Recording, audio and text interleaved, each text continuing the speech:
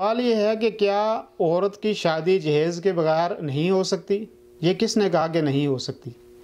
जहेज़ के बगैर भी शादी औरत की हो सकती है, और जहेज़ ना देना ये ज़्यादा बेहतर है आजकल के दौर के अंदर, क्योंकि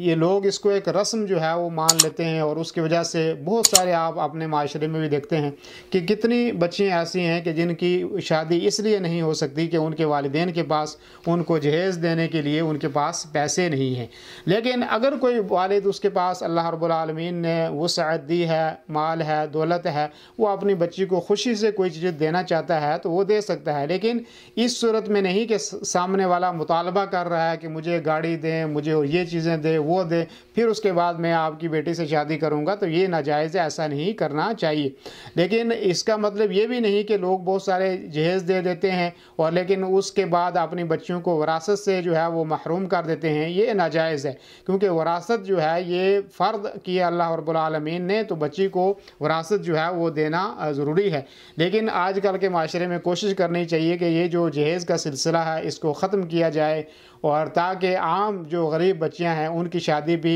आसानी के साथ हो सके और वक्त के ऊपर जो है उनकी शादी भी हो सके।